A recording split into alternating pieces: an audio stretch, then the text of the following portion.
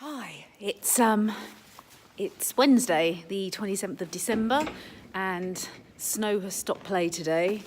This is Famous, my youngster. Which means the horses have been in the barn all day. There's all the other horses.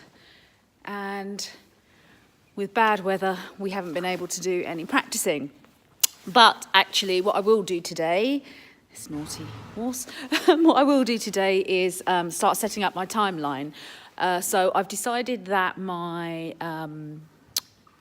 BE80 that I want to do is at Little Downham, and the date for that is the 29th of September, 1st of October.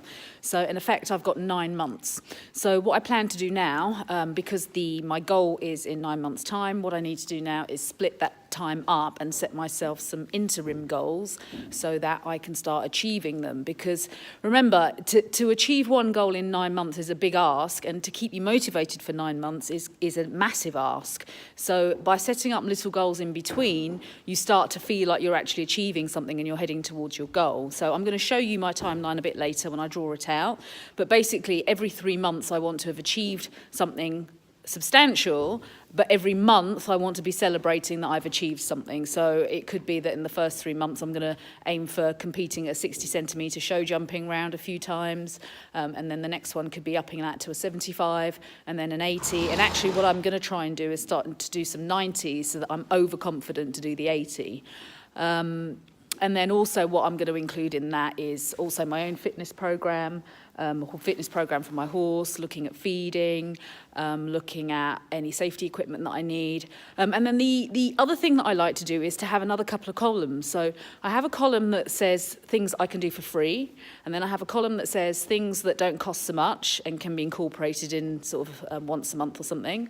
And then I have a really expensive column, which things that if I have some extra money and I have the time and I can make the date for a specific type of training, then I will add that in as well.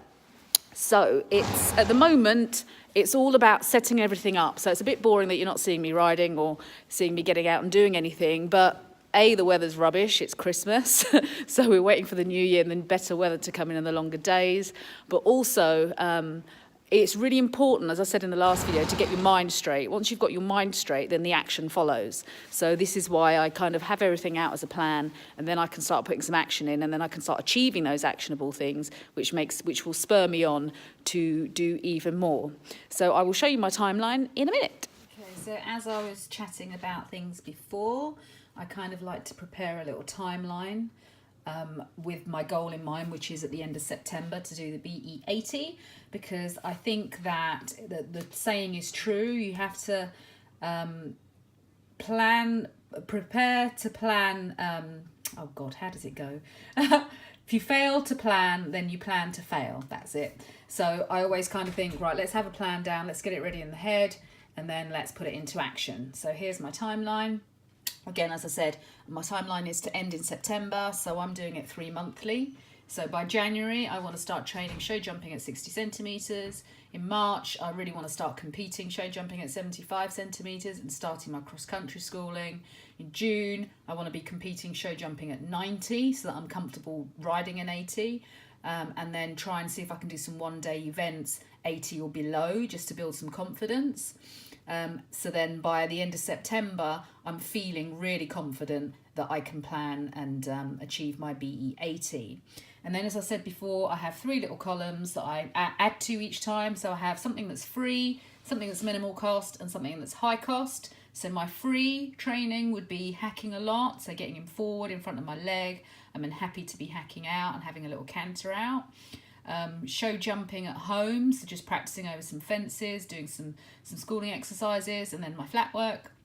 Minimal cost is going to jump training every fortnight, competing at dressage, which I'm doing anyway, so it's not too complicated, and then just doing some cross-country schooling hire, so at least once a month, if I can twice a month, just going down to Little Downham and having a little play and playing over some, building his confidence at the venue as well as my own.